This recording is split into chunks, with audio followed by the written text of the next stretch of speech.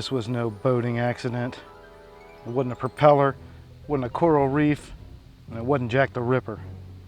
It was a 45.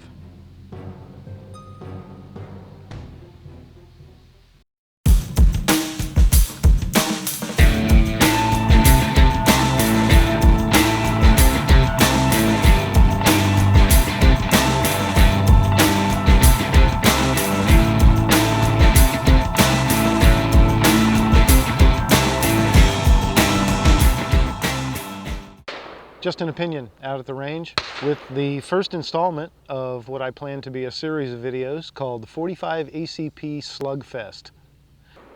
Over the years I've acquired a number of various 45s, and you know, I've looked at each one of them obviously independently, and sometimes I think about which one's better than that one. Is the Glock better than the Smith & Wesson, or what about this new, this new model, or what about that 1911, and so on. What does one do better than the other one does, and things like that. And there's obvious things like accuracy and, sorry, blue heron just flew by. There's the obvious comparisons to make, like accuracy and capacity and, to a certain degree, reliability or dependability. You know, there's a lot of subjective things to compare too, and there's a lot of things to compare one handgun against another for just the purposes of why would you choose this one versus that one, given the things that are the same, given the things that are different. What I thought I would do though is try to do comparisons, in some cases maybe even a juxtaposition type of comparison of one model versus another model. But a lot of times what I want to do is draw a comparison or a correlation between them. What do they have in common? Obviously they're going to all be 45 ACP. Besides that though, what do they have in common? One of the hardest decisions was which two guns should I take to the range first? Which ones to start with? And I finally decided on the two that you see sitting here in front of me. And what they are is the Smith & Wesson M&P 45, one of my favorites, and the new SIG Sauer P227, one of my new favorites. I thought these two would make a nice first addition to the series. They have a lot in common. Obviously, there's a lot of things different about them. So I thought that would lend itself well to the concept of what I'm trying to do here. So let's start with the Smith & Wesson M&P 45. This is a polymer framed 45 automatic duty weapon, full-size service gun. It's got a 4 and something inch barrel. I'll have to look up those specs. It's got fixed night sights.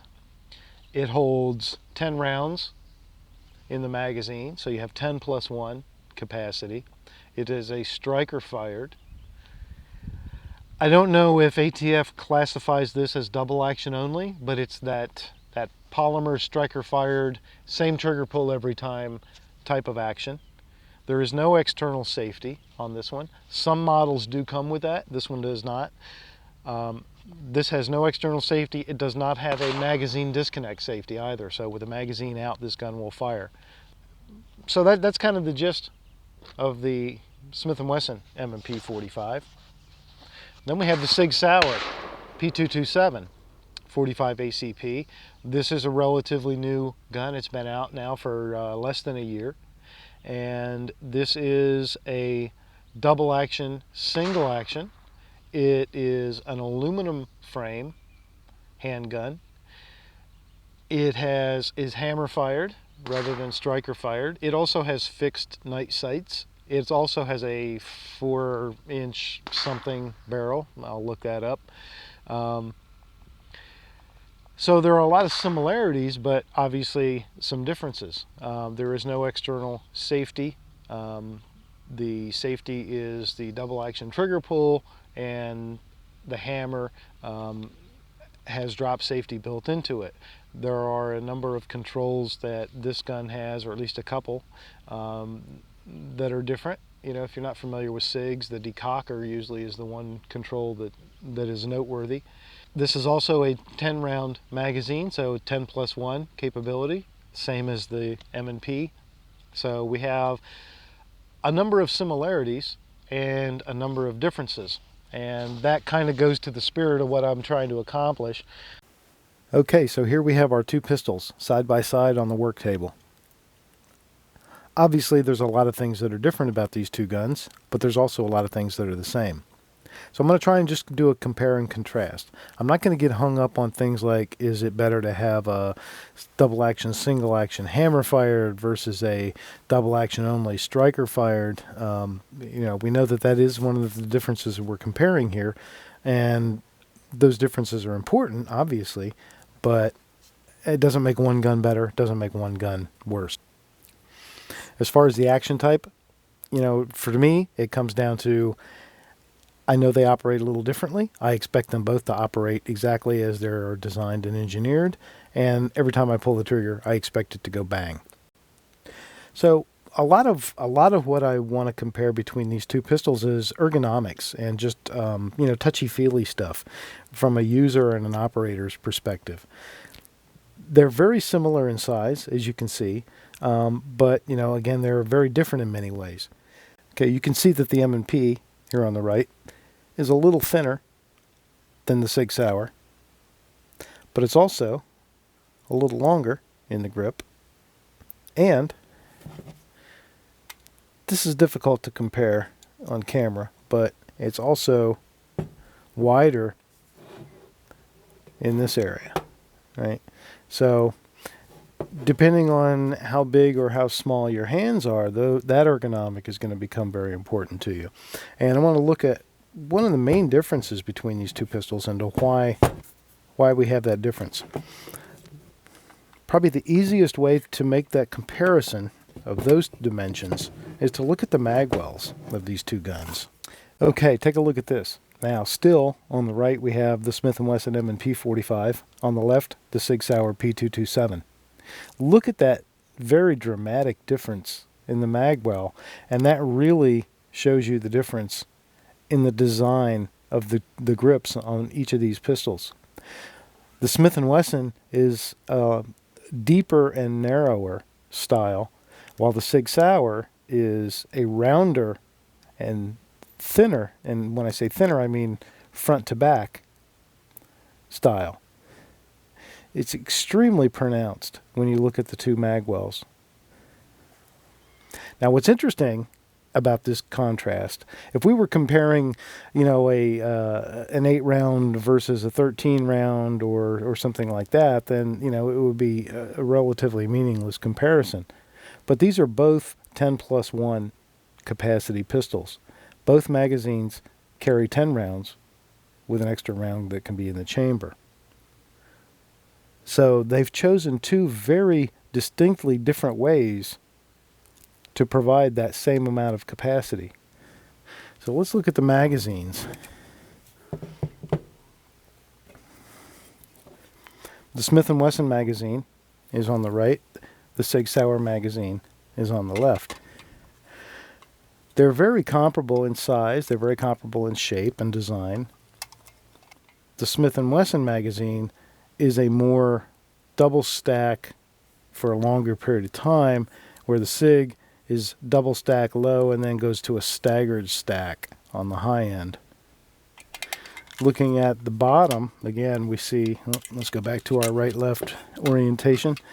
You can see, again, just looking at the bottom of these magazines, it sort of echoes that design of the mag well, but it's even a little bit more pronounced, I think, and that's because of the way these base plates were designed on the magazines. Which kind of leads me to an observation. I hate to bring my cousin, just an observation, into it, but as he noted, if you look at the Smith & Wesson magazine and look at that base plate, look how far it protrudes in the front. It seems like there's a lot of extra space hanging out front here on the base plate of this magazine. Now, if we look at the pistol and we see where that magazine goes in about like that, right? you'll notice that from the front strap on the outside to the inside, and they've actually have this beefed up inside with extra polymer. There's like polymer fill in here to accommodate that and give you this type of a look when that magazine is seated. Right? So if we look at it coming in, look at the distance between the front of the magazine, the front of the box of the magazine, and how much further the grip extends, the front strap. That's quite a bit. That's, I'm just eyeballing it. 1/4 of an inch. Right? On the SIG, you see that magazine, as it goes in, it's just the thickness of that aluminum front strap is all you're seeing there. So using two very different design methods, the folks at Smith and the folks at SIG have come up with two very different solutions. One of them is going to give you a flatter feeling handgun. So if that's important to you, if you're a 1911 shooter, or you have spent years shooting some of the older, thinner pistols that were typically single stack magazines, the Smith & Wesson is probably going to feel a little more natural when you pick it up and hold it, because it's a flatter, it's a thinner design. But where you pay the price is the distance here. You've got a lot going on right here in terms of the width of the, or depth maybe. So from where the web of your hand goes up into the grip tang to where your finger can contact that trigger is a greater distance. On the SIG, you have less distance. However, you have more width, right? You still only have so much flesh right here. That flesh has to wrap around that grip. So whether it's having to wrap around the width or whether it's having to wrap around the depth, it's kind of the same in the end, because again, you've only got so much flesh. It's like putting a belt around something. If that something has a certain diameter, no matter how that diameter is shaped, it still uses the same amount of belt to go around it. Well, it's similar here, except that it has more to do with what's going to feel comfortable and maybe feel natural. So in the end of it, it really comes down to user preference.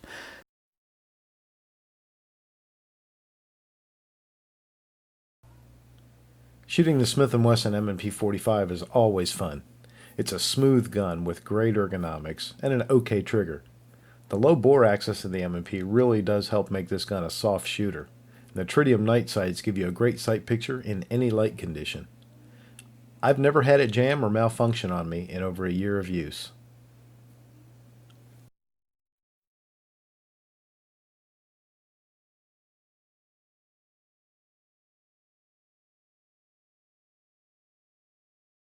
Smith & Wesson M&P 45.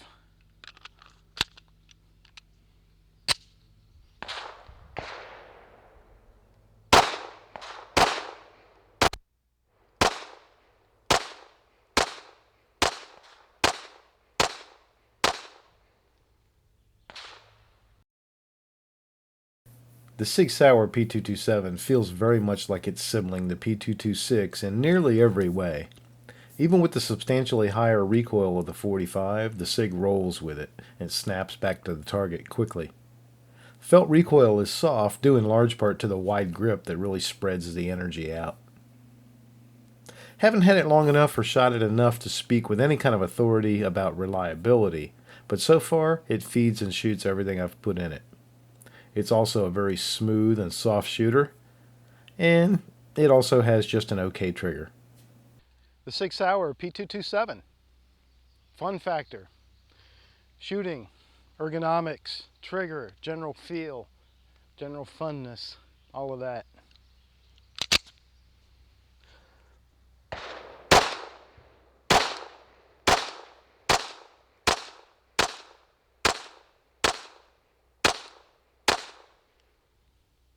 Okay, we're talking about ergonomics, comparing the SIG Sauer P227 to the M&P 45 from Smith & Wesson. What else is important about ergonomics? Well, we talked about the grip, talked in detail about the different design styles and why that's vastly different, but why it may or may not make that much difference to you. So that's going to come down to user preference. So let's talk about the controls for a minute. Let's start with the Smith & Wesson M&P 45. Move the SIG out of the way here. All right. So the M&P 45, again, polymer frame, striker-fired pistol, has a very familiar look, and the controls, very familiar, very simple looking, right? We have our slide stop. The slide stop is a fully ambidextrous control. We have a slide stop on the right side and on the left side of the pistol. We have our magazine release, obviously where we expect to find it, works like we expect it to work. The mag release is good. It has a really good function. I like the push on it. It's relatively soft yet not squishy. It provides a pretty good ejection. Takedown lever functions by locking the slide to the rear and then moving that takedown lever clockwise to the up and down position, and then the slide can be released. You may be able to see right here at my fingertip there's a little blanked out spot where you could have another control, and that control would be an external safety. External safety is an option on the M&P line of pistols. Some have it, some don't. Now the SIG controls are again similar. Most of them pretty obvious. Most of them very similar to the M&P that we just looked at, with a couple differences. Let me start off by one obvious difference. There are no ambidextrous controls on the SIG. One control that you see fairly obviously on the SIG Sauer that you don't see on almost any other pistol, and that is the decocking lever. The decocking lever right here forward of the slide stop is used to safely drop the hammer. Magazine release is in the same spot. It does not have a ramp behind it like the Smith & Wesson. However, it does have quite a bulging grip behind it, and you can see that there's a cutout around it to give you better access. All in all, it's pretty good. I would say the mag release on the SIG is better than the mag release on the Smith & Wesson. Takedown, same thing. Lock the slide to the rear. Move the takedown lever clockwise to the vertical position, and then the slide can be removed for field strip.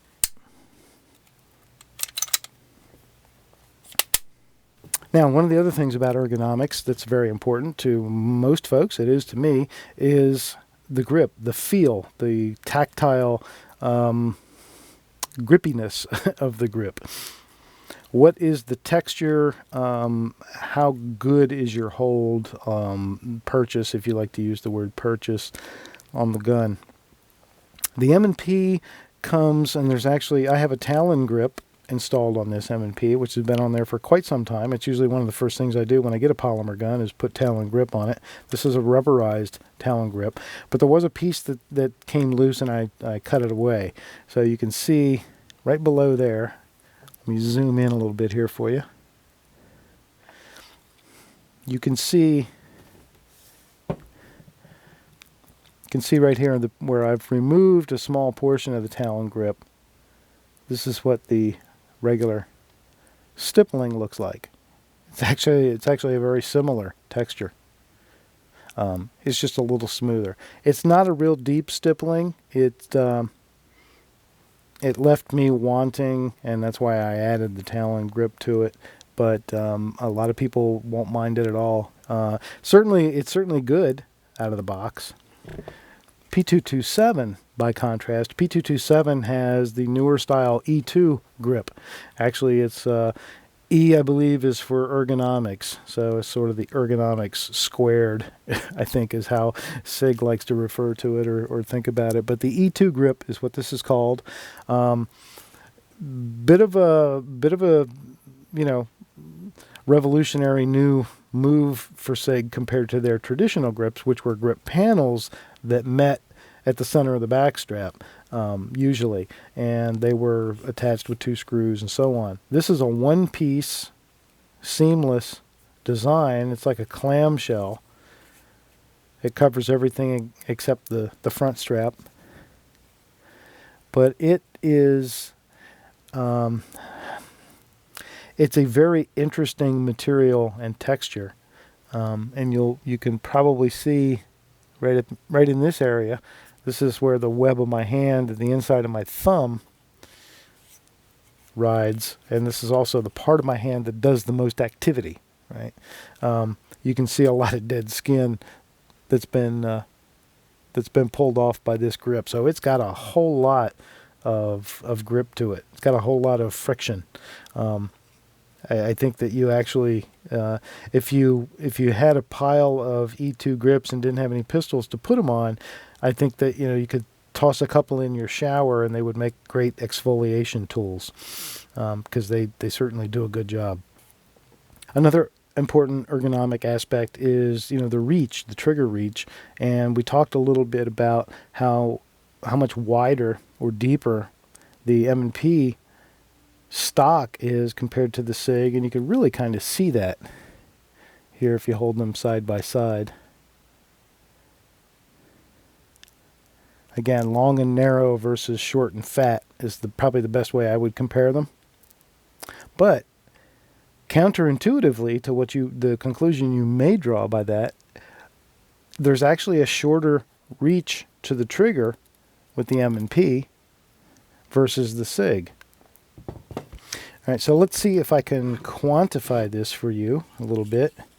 If I go to the shortest distance, which is sort of the apex of the curve of the trigger and of the grip tang on the M&P, I come up with, call it 2.7. On the SIG Sauer, see that? It doesn't even come close yet, does it?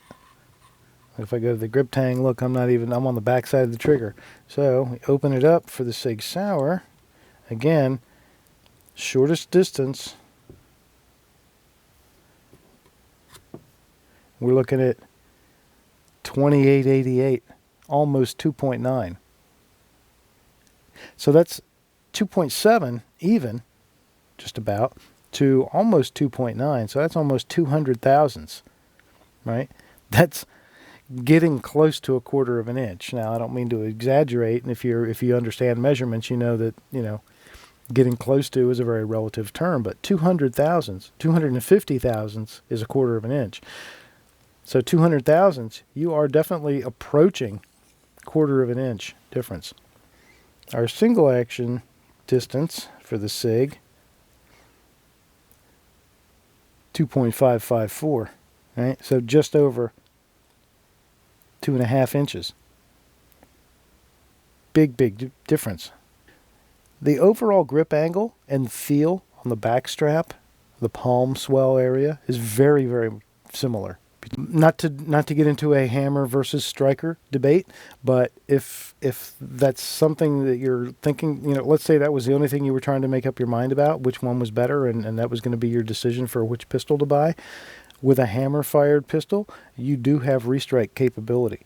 So if you have a dead round in the chamber of the M&P, it doesn't fire for whatever reason. Maybe it didn't go fully into battery. Maybe it got a light primer strike. Maybe it just has a hard primer. The primer wasn't seated all the way. Whatever reason, you pull the trigger, it goes click instead of bang.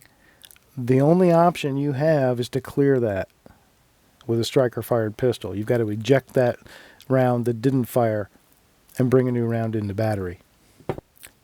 With a hammer-fired double-action gun like the SIG Sauer, if you pull the trigger and it goes click instead of bang, you can pull the trigger again and again and again, as many times as you want. So you have restrike capability with this pistol. You don't have that with that pistol. Now, between these two guns, there is one distinct advantage that the Smith & Wesson M&P has over the SIG Sauer P227, and that is price. And let's talk about the elephant in the room there for a second, right?